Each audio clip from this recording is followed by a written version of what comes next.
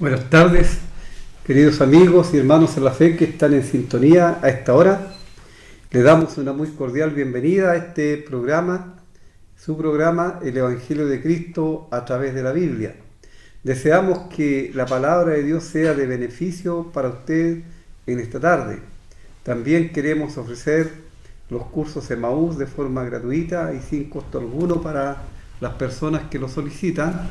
Pueden obtenerlo llamando al teléfono que luego va a aparecer o escribiendo también al correo electrónico o a la casilla 9, Correo Lota, y también pueden dirigirse a Pedro Aguirre Cerda 189 los días miércoles, viernes y domingo a las 19 horas y pueden obtener los cursos y estudiar con toda tranquilidad, porque lo único que se pretende es que haya un conocimiento más acabado de lo que es la palabra de Dios en cuanto a lo que la Biblia dice, no en cuanto a razonamientos o ideas concebidas por personas. No hay en los cursos ninguna tendencia sectarista ni ningún compromiso de ningún tipo. Solamente usted tiene que comprometerse con usted mismo para estudiar y por supuesto en la presencia de Dios. Y el único libro que necesita, aparte del libro de los cursos, es la Biblia y absolutamente nada más. Muy bien, también saludamos a los hermanos que están enfermitos, que están delicados de salud. Estamos orando por ustedes, tanto en las oraciones particulares como en las oraciones de la iglesia el día miércoles, y sabemos que el Señor tiene sus propósitos para con cada uno, porque a los que aman a Dios todas las cosas les ayudan a bien. Así vamos a leer en Corintios, donde estamos estudiando, esta carta que es escrita a una iglesia de creyentes salvados por Cristo. Y en estas cartas tenemos la doctrina, la enseñanza, las prácticas de la iglesia. Aquí no se trata de que si alguien no practica algo de lo que aquí está escrito no va a ser salvo, no. Porque aquí los que practican estas cosas que están escritas aquí es porque ya han sido salvados por la gracia de Dios, tienen el perdón de sus pecados, el Espíritu Santo mora en ellos y el Señor, Jesucristo es su Salvador y su Señor. Estamos en el capítulo 11 considerando lo que es la cena del Señor. La cena del Señor, la ordenanza de parte del Señor y sus propósitos. Así vamos a leer desde el versículo 23 en adelante del capítulo 11. Porque yo, dice el apóstol Pablo, recibí del Señor lo que también os he enseñado, que el Señor Jesús, la noche que fue entregado, tomó pan, y habiendo dado gracias lo partió y dijo: tomad, comed, esto es mi cuerpo que por vosotros es partido. Haced esto en memoria de mí. Asimismo, tomó también la copa después de haber cenado, diciendo: esta copa es el nuevo pacto en mi sangre. Haced esto todas las veces que la bebiereis en memoria de mí. Así pues, todas las veces que comiereis este pan y bebiereis esta copa, la muerte del Señor anunciáis hasta que Él venga. De manera que cualquiera que comiere este pan o bebiere esta copa del Señor indignamente, será culpado del cuerpo y de la sangre del Señor. Por tanto, pruébese cada uno a sí mismo y coma así del pan y beba de la copa.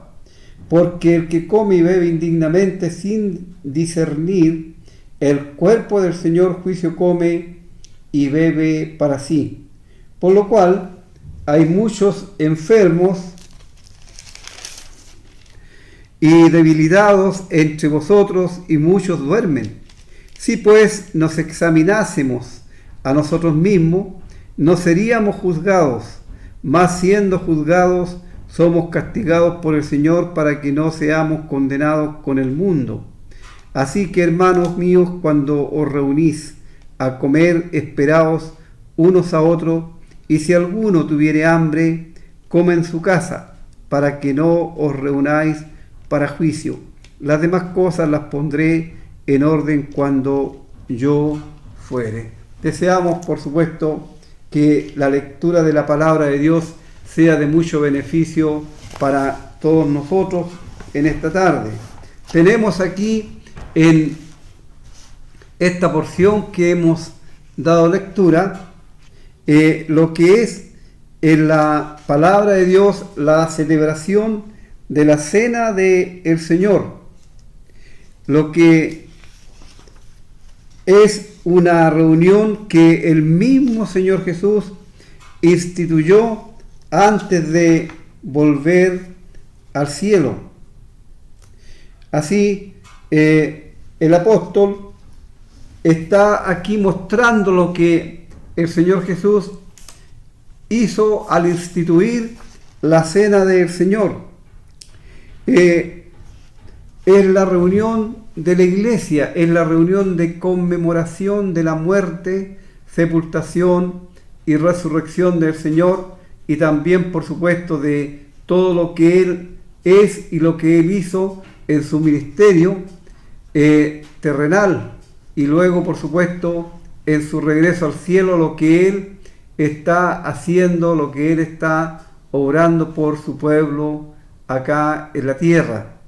Así, el apóstol dice que él recibió del Señor, directamente del Señor.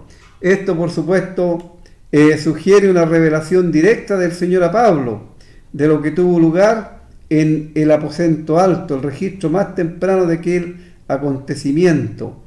Así, en este tiempo no estaba en circulación ninguno de los evangelios.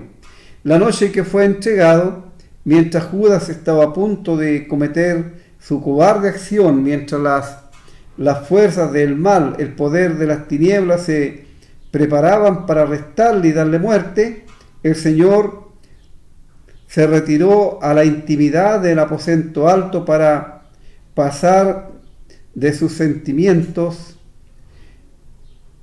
cuando, sabiendo todo lo que iba a suceder, instituyó este memorial.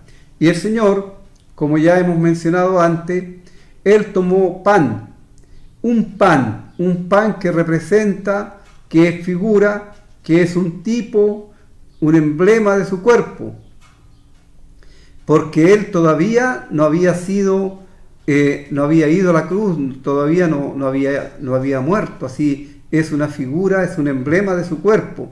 Y Él lo partió y dice: comer esto, porque esto representa mi cuerpo, que por ustedes es entregado. Ahora, ¿cuál fue la razón por la que fue entregado el cuerpo del Señor a la muerte? Para liberar, para terminar con el poder del pecado en el ser humano, y para liberar a todos aquellos que confían en su muerte expiatoria de la condenación eterna por causa del pecado. Esa es la razón, esa es la causa por la cual el cuerpo del Señor Jesús fue entregado a la muerte. Luego el Señor, después de terminar la celebración de la Pascua, Él toma la copa, esta copa que contenía el fruto de la vid o el vino, que es un símbolo, es una figura, una representación de lo que es su sangre derramada, y esta sangre derramada es con la cual se sella el nuevo pacto. Este pacto que Dios anunció por medio del profeta Jeremías, en el capítulo 31 del libro de Jeremías. Allí Dios anuncia el nuevo pacto que Él iba a hacer con la casa de Israel. Este pacto está vigente, y aun cuando los israelitas no están disfrutando de él, solamente aquellos que han sido salvados por la gracia de Dios y que pertenecen a la iglesia son los que están disfrutando de este nuevo pacto sellado con su sangre. Sin embargo, la iglesia hoy día puede disfrutar de ese nuevo pacto. Este es un pacto de promesas que no son promesas condicionales, son promesas incondicionales, porque el primer pacto para con Israel tenía promesas condicionales. ¿Qué significa eso? Que ellos tenían que cumplir una parte, pero lamentablemente Israel falló en el cumplimiento de la parte que a ellos les correspondía. En cambio, para la iglesia, este pacto es incondicional. Ya la ley de Dios no iba a ser escrita en tablas de piedras como en el primer pacto, sino que las iba a escribir y las ha escrito el Señor en la mente y en el corazón de todos aquellos que hemos recibido a su Hijo amado como nuestro Salvador personal, aquellos que le tenemos como nuestro Señor, el Señor de nuestras vidas. Así, hay que tener cuidado porque cuando se celebra la cena del Señor no podemos alterar ni adulterar las ordenanzas del Señor. Es solamente un pan que se parte y se reparte entre todos los participantes, los creyentes salvados por Cristo, y una sola copa, porque ese un pan, como ya hemos mencionado anteriormente, igual es figura del cuerpo de Cristo y también es figura de la unidad del pueblo de Dios. Y por supuesto, la copa, el líquido de la copa, es una figura, un símbolo de la sangre de Cristo que fue derramada por amor a nosotros. Así cada creyente tiene el privilegio, sea hombre o mujer, de participar de ambos emblemas, tanto del pan como de la copa. No es para una sola o un par de personas los símbolos, son para la participación de todos los creyentes.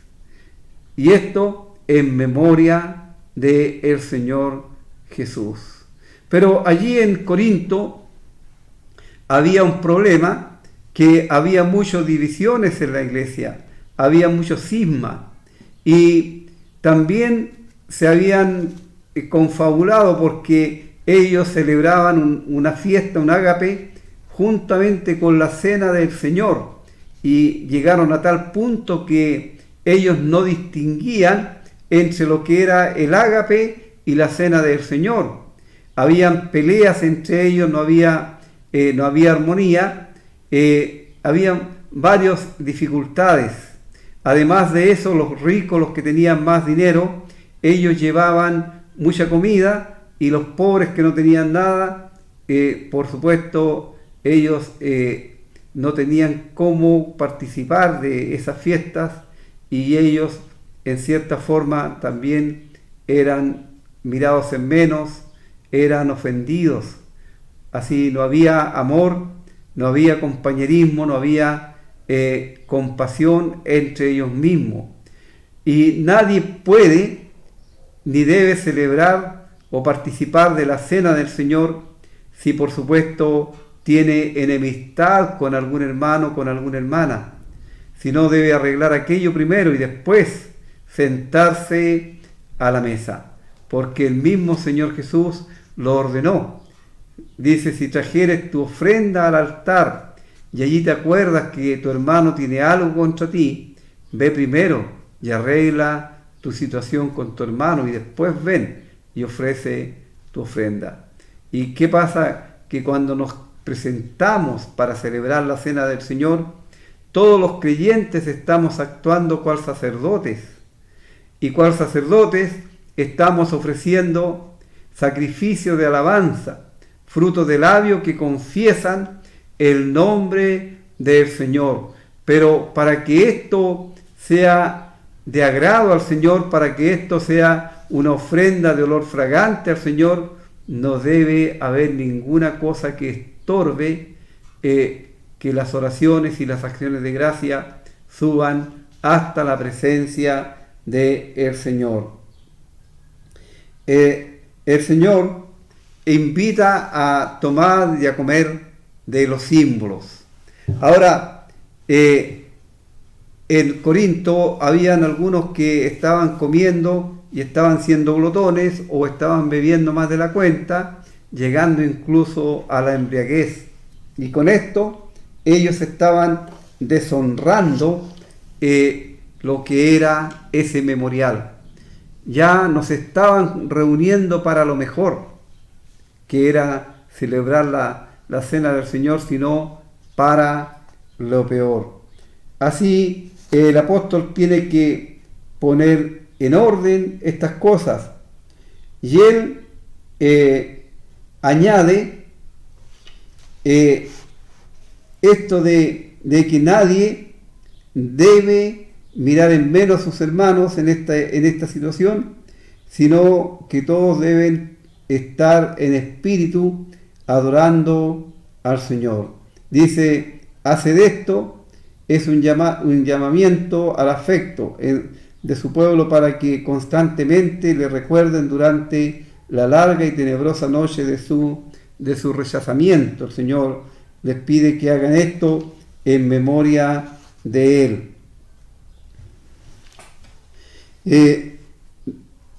Tampoco hay que confundirse en el sentido de que el pan se convierta en el cuerpo en forma literal del Señor, o el vino se convierta literalmente en la sangre del Señor. No, eso no es así. Son solamente símbolos, son solamente emblemas que el Señor dejó para que le recordemos a Él.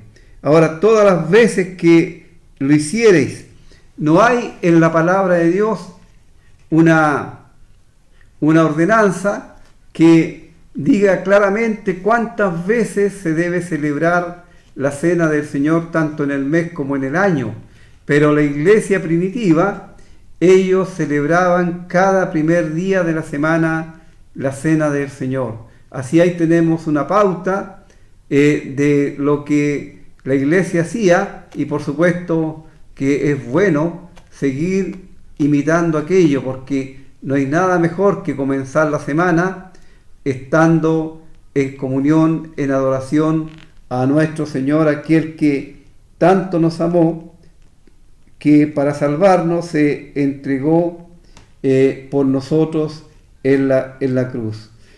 La cena del Señor no debe convertirse en un ritualismo frío, sino debe ser una reunión en donde el Espíritu Santo esté dirigiendo todas las acciones, todas las adoraciones, los himnos que se cantan, todo lo que se hace, que se haga para la honra del Señor.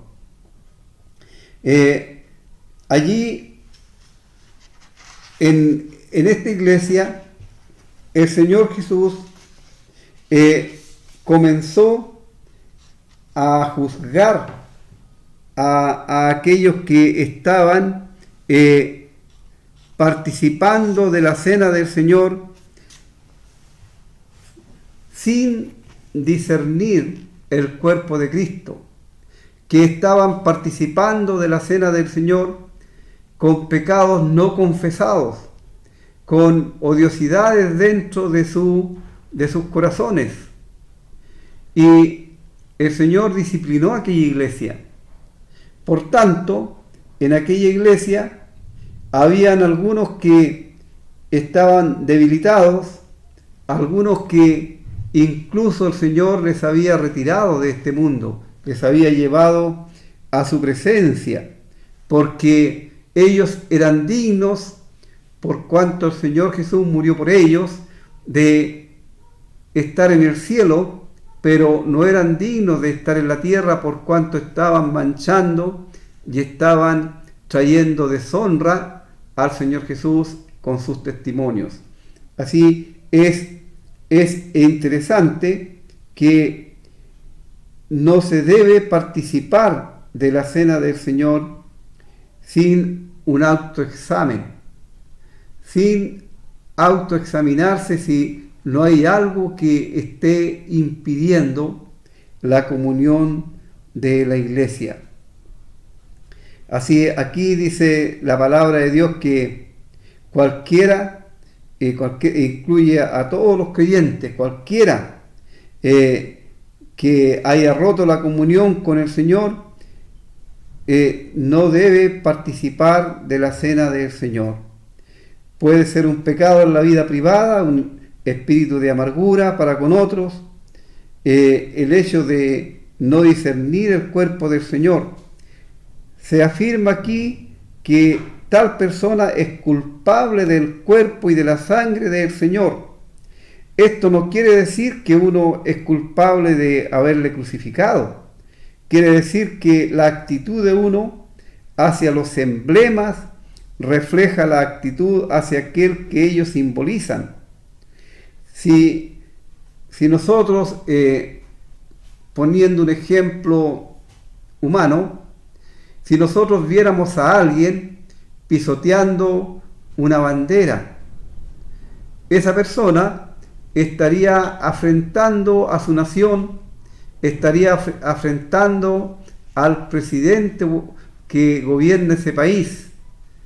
Lo mismo ocurre cuando una persona participa en forma indigna de los símbolos, de los emblemas en la cena del Señor. Está mostrando un gran desprecio por aquel a quien esos símbolos representan. Como reitero, nuevamente los símbolos representan el cuerpo y la sangre de Cristo. Entonces es muy solemne. Es algo que el creyente, ninguna persona debe tomar en forma liviana, y debe hacerlo conforme a como el Señor dejó establecido en su palabra. Como hemos mencionado en programas anteriores, ningún hombre, ningún creyente puede ni debe quitar ni añadir a lo que la palabra de Dios ha dejado establecido. No podemos cambiar los símbolos. No se trata aquí de que si a mí me parece que una copa, como todos van a participar de una copa, puede haber infecciones, pueden haber miles de cosas, pero es la ordenanza del Señor, una sola copa, no muchas copitas, una sola copa, un solo pan, porque representan un solo cuerpo del Señor Jesús. Participar de los emblemas en una condición indigna, estimándolos de poca o ninguna consecuencia, es deshonrar al Señor, es ser profano, culparse de tratar con indiferencia a la persona de Cristo. Esto es realmente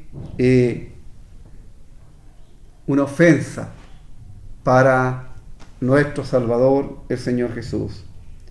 En el versículo 28 se dan instrucciones a cada hombre o también mujer, porque el término en griego es antropos, que se refiere a un hermano o una hermana, para que haga un riguroso examen propio para asegurar que come y bebe dignamente. Se debe confesar el pecado, manifestar arrepentimiento y hacer restitución. Este examen tiene a la vista la participación de los emblemas, no retirarse de la cena. No debemos perder nuestro título a participar debido a una mala conducta o pecado no perdonado o debido a rechazar ser reconciliados. En el versículo 29, el apóstol se está describiendo el juicio de parte de Dios, cómo ha llegado el juicio a la iglesia allí en Corinto. Dice: porque el que come y bebe indignamente sin discernir el cuerpo del Señor, juicio come y bebe para sí. El versículo 30 al 31, dice que el juicio cayó sobre los que presumían de participar en tales condiciones. Es triple: debilidad, condición enfermiza, muerte. Debilitados parece indicar una debilidad general, mientras que enfermo es más patológico. Y aunque los eruditos parecen tener dificultades en diferenciar entre lo primero y lo segundo, duermen significa muerte física. Cuán profundamente solemne es el anuncio de que Dios no tolerará tal conducta en su juicio. Él asegura que algunos ofensores no puedan estar presentes y otros son eliminados de manera permanente de este mundo, aptos para el cielo, pero no aptos para Corinto o para estar en este mundo, por el testimonio. Así, cualquier persona que quiera agradar al Señor debe hacerse un profundo autoexamen. Que el temor de Dios nos marque en estas cuestiones. Atrae la atención a la distinción entre el creyente y el mundo. El hombre del mundo puede hacer con aparente impunidad aquello por lo que el cristiano es disciplinado, porque el juicio del mundano espera el futuro.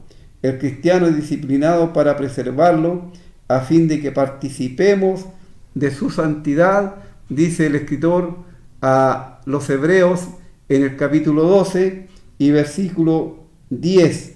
Además de esta disciplina es prueba de el amor de Dios y demostración de la condición de hijos, porque Dios, cual Padre, Él nos disciplina porque nos ama, y esto lo podemos leer en el capítulo 12 de la carta a los Hebreos, para que veamos que esta disciplina no es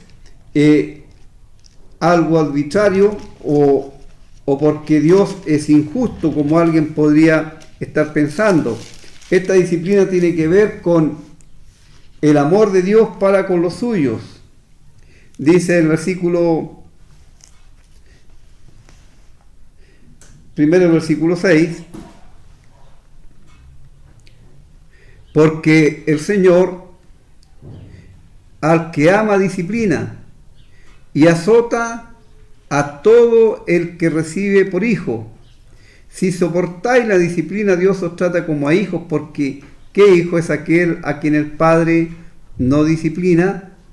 Pero si se os deja sin disciplina, de la cual todos han sido participantes, entonces sois bastardos y no hijos. Aquí tenemos la verdad de Dios, que Dios en su amor, Él no quiere que nos desviemos de sus enseñanzas, no quiere que nos desviemos y que caminemos por el sendero que a nosotros se nos ocurra. Él quiere que nosotros seamos hijos fieles, que sigamos sus pisadas y que en todo agrademos a Dios. Y la disciplina de Dios es para nuestro bien. Alguien podría pensar, pero ¿y aquellos a los que el Señor llevó a su presencia allí en Corinto? Bueno, Él los llevó a su presencia porque ellos eran sus hijos y les estaban deshonrando acá en la tierra. Pero el Señor Jesús, Él en su amor y misericordia, Él nos advierte y nos enseña a fin de que nosotros tengamos conciencia y podamos actuar de acuerdo a los preceptos de Dios. Así, la instrucción a los corintios era que cuando ellos se reunieran para comer, para participar de la cena del Señor, que se esperaran unos a otros, que ninguno se lanzara en forma abrupta, sino que cada uno esperara a los demás. Y si alguno tenía hambre, por supuesto, lo ideal, lo que era aconsejable, era que ellos mejor comieran en su casa y así no se estuvieran reuniendo para juicio, que era lo que estaba ocurriendo allí en Corinto. Ahora yo pregunto hoy día, hoy por hoy, en el mundo en que estamos, lamentablemente hay muchos creyentes que dicen celebrar la cena del Señor, pero no lo hacen de acuerdo a lo que Dios dejó ordenado, sino cada uno tiene sus propios conceptos, sus propias formas. Y, y por supuesto, eso no es lo que Dios quiere para ninguno de sus hijos. Él quiere que nosotros seamos obedientes porque Él dejó las cosas establecidas por una razón fundamental. Y así no es para que nosotros hagamos las cosas como nosotros queremos, sino de acuerdo a lo que la palabra de Dios ha dejado establecido. Vamos a escuchar un himno y enseguida vamos a continuar con el capítulo 12.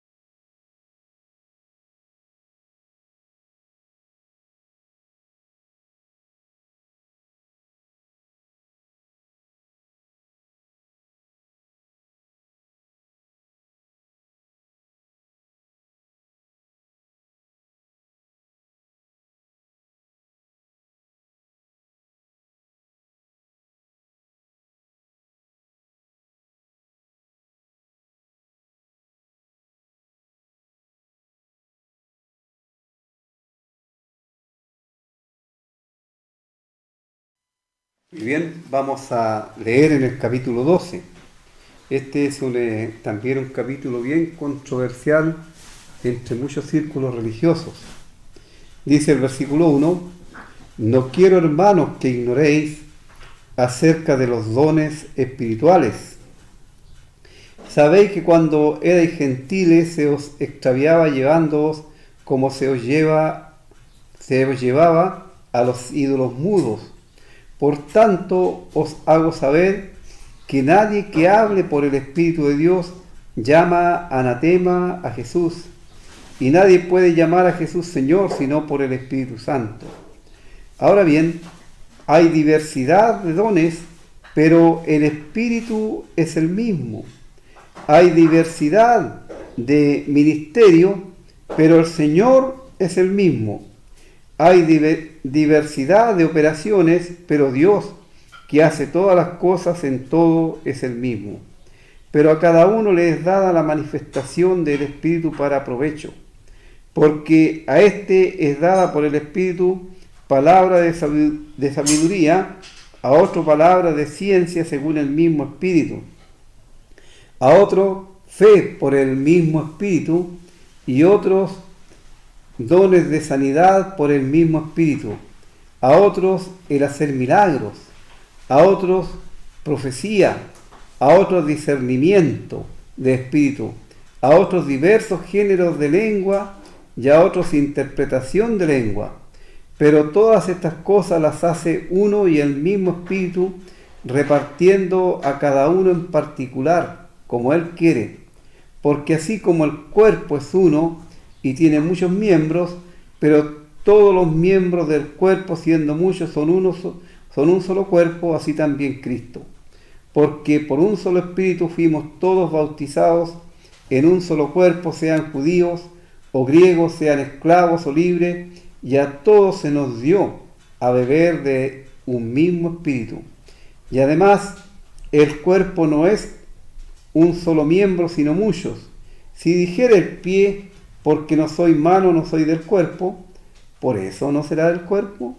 Y si dijera la oreja, porque no soy ojo, no soy del cuerpo, por eso no será del cuerpo. Si todo el cuerpo fuese ojo, ¿dónde estaría el oído? Y si todo fuese oído, ¿dónde estaría el olfato?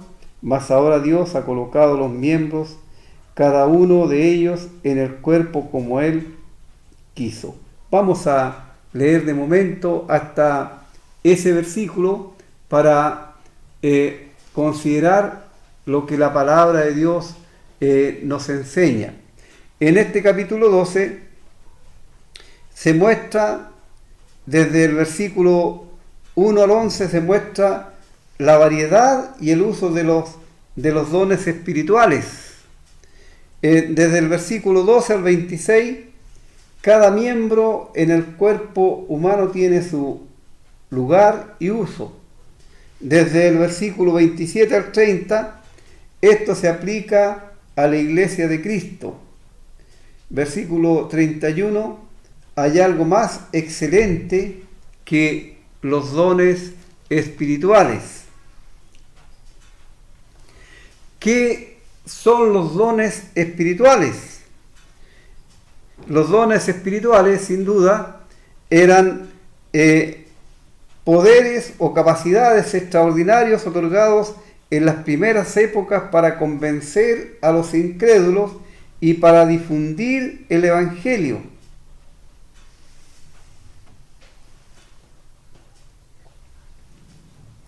Los dones y las gracias difieren ampliamente, ambos son dados generosamente por Dios, pero donde se da la gracia es para la salvación de los que la reciben. Los dones son para el provecho y la salvación del prójimo, y puede haber grandes dones donde no hay gracia. Los dones extraordinarios del Espíritu Santo fueron ejercidos principalmente en las asambleas públicas, donde parece que los corintios hacían exhibición de ellos al faltarles el espíritu de piedad y del amor cristiano. Había allí gran ignorancia, como también lo hay hoy día, acerca de lo que son estas capacidades especiales que Dios otorga a ciertos creyentes para el crecimiento, para que la iglesia vaya siendo enseñada, para que la iglesia vaya siendo también instruida en lo que es la palabra de Dios. Y allí había ignorancia acerca de esto, aunque la iglesia en Corinto, ella tenía todos los dones, eran ricos en cuanto a los dones espirituales, pero sin embargo hacían un muy mal uso de estos dones. Cuando el apóstol Pablo les recuerda a los creyentes allí que cuando ellos estaban sin Dios, antes de ser salvados por la gracia de Dios, ellos estaban extraviados y eran llevados como se le llevaba a los ídolos mudos. Los ídolos mudos tienen que ver con las estatuas, con las esfinges que ellos consideraban como dioses y en algunos casos le rendían pleitesía. Entonces, eso era algo que ocurría antes, cuando no tenían al Señor Jesús como su Salvador personal. Mientras eran paganos, no habían sido influidos por el Espíritu de Cristo. Nadie puede llamar Señor a Cristo por fe si esa fe no es obrada del Espíritu Santo. Nadie puede creer en su corazón o probar por un milagro que Jesús era Cristo si no es por el Espíritu Santo. Hay diversidad de dones y diversidad de operaciones, pero todos proceden de un solo Dios, un solo Señor, un solo Espíritu Santo. Esto es del Padre, del Hijo y del Espíritu Santo, origen de todas las bendiciones espirituales. Ningún hombre los tiene simplemente para sí mismo. Mientras más los use en beneficio de los demás, más favorecerá su propia cuenta. Aquí dice, se les llevaba extraviado.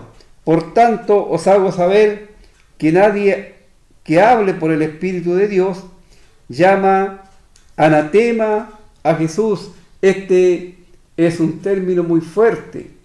Anatema significa maldito.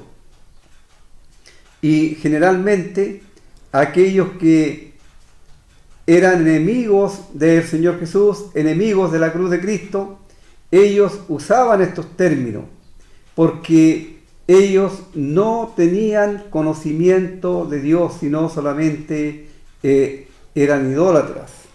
Así el apóstol dice, ninguno que hable por el Espíritu de Dios puede llamar a Jesús maldito, y nadie puede llamar a Jesús Señor sino por el Espíritu Santo.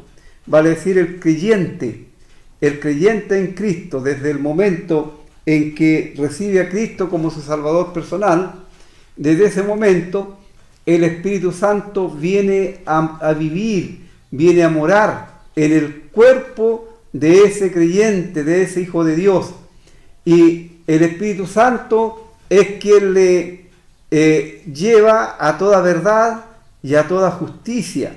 El Espíritu Santo es quien da testimonio a nuestro espíritu de que somos hijos de Dios y que tenemos grandes bendiciones por medio de aquel que tanto nos amó, que para salvarnos fue a la cruz. Así nadie puede llamar Señor al Señor Jesús, sino solamente a través del Espíritu Santo es que el creyente le reconoce como su Señor, como su amo absoluto, como aquel que es dueño de su vida, es dueño de su futuro.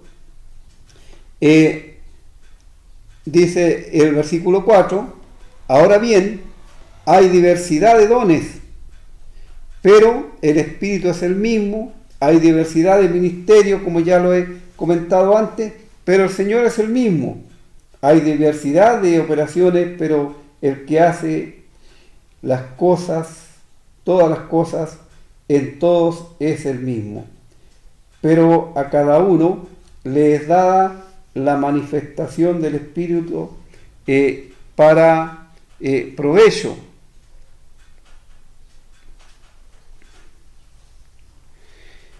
Los dones mencionados parecen significar entendimiento exacto y expresión de las doctrinas de la religión cristiana, el conocimiento de los misterios y la destreza para exhortar y aconsejar, además el don de sanar a los enfermos, hacer milagros y explicar las escrituras por un don especial del Espíritu y la habilidad para hablar e interpretar lenguajes. Dice el versículo 8, porque a uno en particular, le es dada por el Espíritu palabra de sabiduría. Esta sabiduría, como dice Santiago, es sabiduría espiritual que viene de arriba, del cielo, no es sabiduría humana. A otro palabra de ciencia, según el mismo Espíritu Santo. A otro fe. Esta fe tiene que ver con la fe especial, esta fe que puede mover, como dijo el Señor, puede mover montañas. Esta es un don especial, esta fe que es dada también por el Espíritu Santo.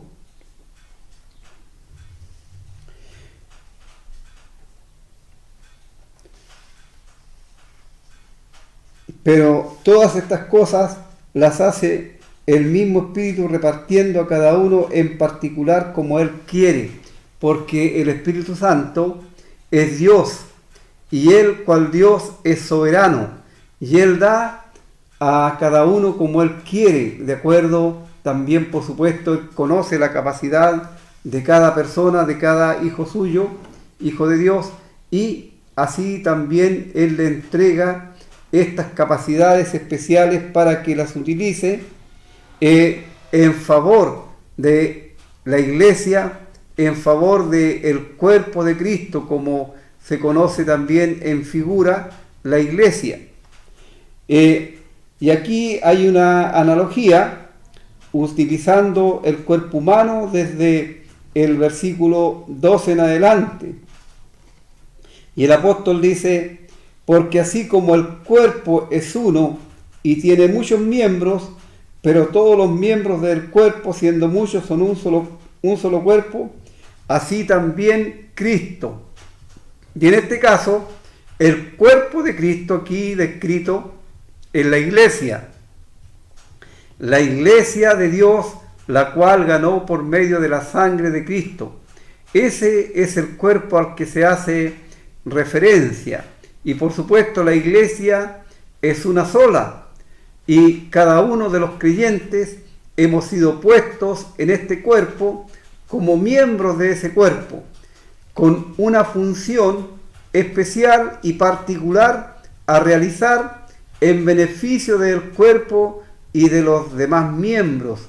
Dios no capacita a ninguna persona para que use un don, una capacidad dada por el Espíritu Santo para lucimiento personal o para buscar algún tipo de ganancias, sino para beneficio de la iglesia, que es el cuerpo de Cristo. Y el versículo 13 dice: porque por un solo Espíritu fuimos todos bautizados. Aquí también hay otra verdad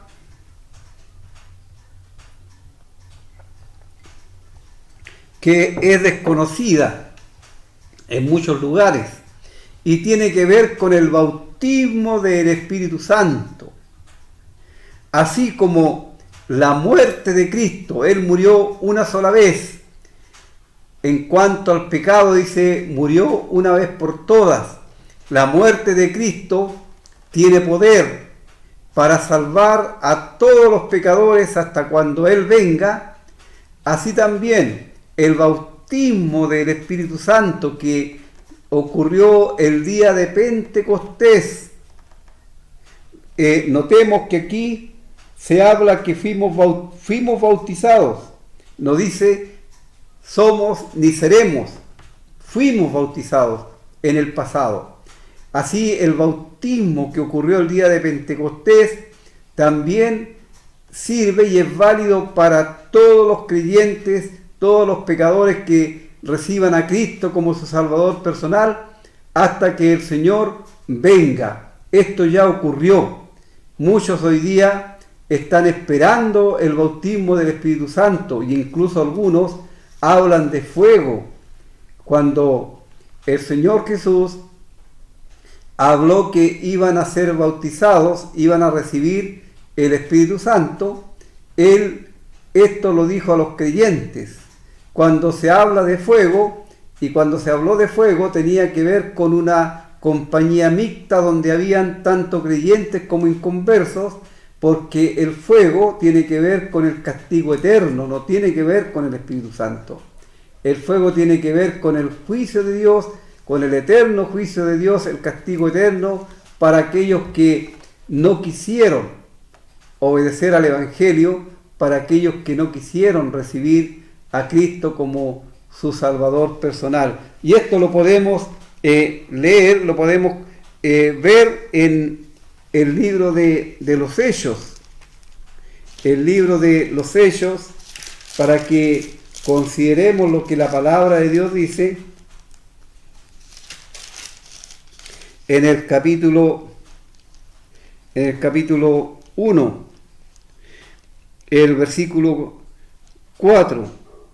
Y estando juntos les mandó que no se fueran de Jerusalén, sino que esperaran la promesa del Padre, la cual les dijo: oíste de mí, porque Juan ciertamente bautizó con agua, mas vosotros seréis bautizados con el Espíritu Santo dentro de no muchos días. Aquí no hay mención de el fuego, pero sí, si nosotros leemos en Mateo, en el Evangelio según Mateo, el capítulo 3, en el Evangelio según Mateo, el capítulo 3, y versículo 11, es Juan el que dice: yo a la verdad os bautizo en agua para arrepentimiento, pero el que viene tras mí, cuyo calzado no soy digno de llevar, es más poderoso que yo. Él os bautizará en Espíritu Santo y fuego. Ahí hay una compañía mixta, porque estaban viniendo a bautizarse donde Juan el Bautista para arrepentimiento. El bautismo de arrepentimiento era ese de Israel, arrepentidos de haber vuelto las espaldas a Dios, y tenían que tener un corazón contrito esperando a la aparición del Mesías. Así, por eso está la mención del fuego. Sin embargo, en Hechos, en el capítulo 1, allí solamente están los creyentes, están las personas que son salvadas por Cristo. No hay inconversos allí. Entonces el Señor no menciona el fuego. Dice: seréis bautizados con el Espíritu Santo dentro de no muchos días. Y eso, por supuesto, ocurrió el día de Pentecostés. Así, por eso dice el apóstol Pablo aquí: porque por un solo Espíritu fuimos todos bautizados en un cuerpo. ¿En qué cuerpo? En el cuerpo de Cristo, que es la iglesia. Y aquí esto no hay distinción de raza ni de condición social, porque dice: sean judíos o sean griegos, sean esclavos o libres, a todos se nos dio. No dice se nos dará, ni se nos da, sino se nos dio. ¿Cuándo? El día de Pentecostés. Se nos dio a beber de un mismo espíritu. Esto es el Espíritu Santo de Dios. Además, el cuerpo no es un solo miembro, sino son muchos. Hay una diversidad de miembros en el cuerpo. Siendo uno el cuerpo, tiene muchos miembros. Entonces, ninguno debe estar disconforme con el lugar en el que el Señor le ha puesto. o con la función que el Señor le ha dado. Y esto aquí el apóstol lo prefigura, lo grafica, hablando por ejemplo en sentido figurado. Dice, si dijere el pie, por supuesto que estos son analogías, son figuras que el apóstol Pablo usa para describir cómo un creyente no puede estar desconforme con la actividad, con la función que el Señor le ha dado para que la lleve a cabo en el lugar que Él le ha puesto. Si dijere el pie porque no soy mano, no soy del cuerpo, por eso no será del cuerpo. Vale decir, cada creyente debe estar contento, agradecido con la función que el Señor le ha dado, con el lugar que el Señor le ha puesto, y por supuesto cada uno debe estar dispuestos a llevar a cabo el trabajo, la función para lo cual el Señor le salvó. Pero, querido amigo, si usted todavía no tiene a Cristo como su Salvador personal, si usted todavía está en sus pecados, por supuesto, le invitamos para que usted venga ahora mismo, se acerque al Señor Jesús, el único que puede salvarle, el único que puede dar vida eterna. Él le está esperando. Él quiere que usted sea salvo. Él no quiere que usted vaya a la condenación por sus pecados, porque Él vino para tomar los pecados en su cuerpo sobre el madero de todos aquellos que hemos confiado en su muerte expiatoria. Le invitamos cariñosamente para que ahora mismo acuda al Señor. Y si usted es un creyente en Cristo, salvado por Cristo, considere las instrucciones dadas por el Señor y considere que usted no puede ni debe cambiar absolutamente nada de lo que el Señor ha dejado establecido, sino debe cumplir con lo que Él dejó establecido, las instrucciones, las enseñanzas para las prácticas en la vida espiritual, en la iglesia. Vamos a escuchar otro himno antes de cerrar el programa.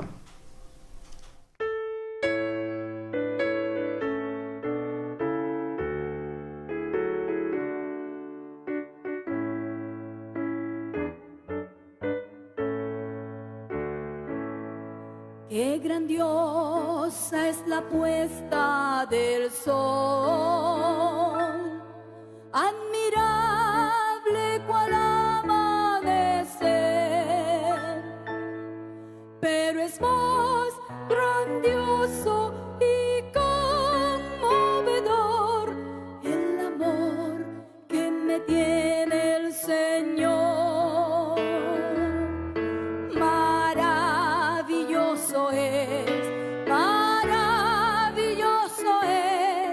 Cuando pienso que Dios me ama a mí, maravilloso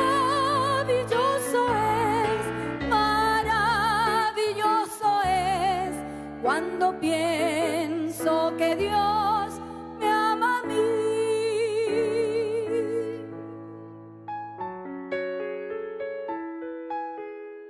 Por cuanto en mí ha puesto su amor, le pondré en alto, por cuanto ha conocido mi nombre, porque tú eres Dios grande y hacedor de maravillas. Solo tú eres grande, solo tú, oh Jehová, eres Dios.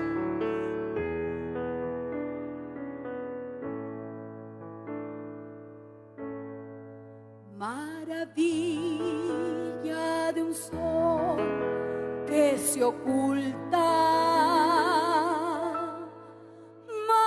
maravilla, aurora que vi, maravilla que en mi alma resulta hoy cuando pienso que Dios me ama a mí.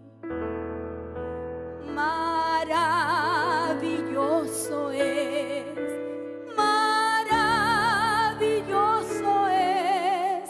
cuando pienso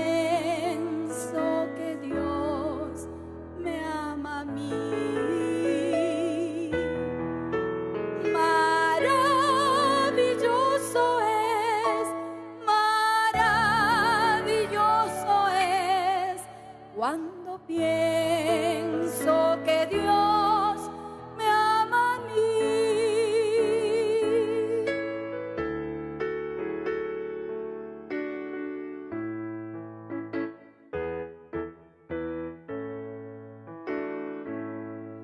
qué grandioso el verano copioso.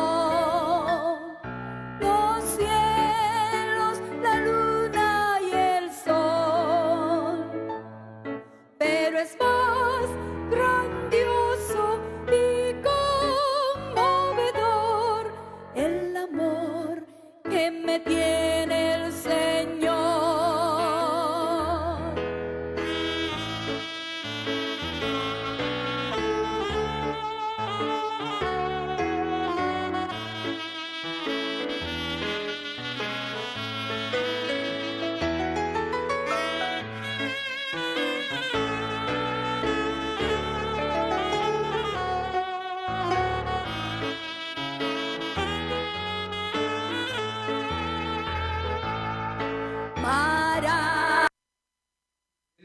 Al terminar el programa, deseamos que el Señor les bendiga y si el Señor lo permite, el próximo jueves estaremos nuevamente hablando del Evangelio de Cristo a través de la Biblia.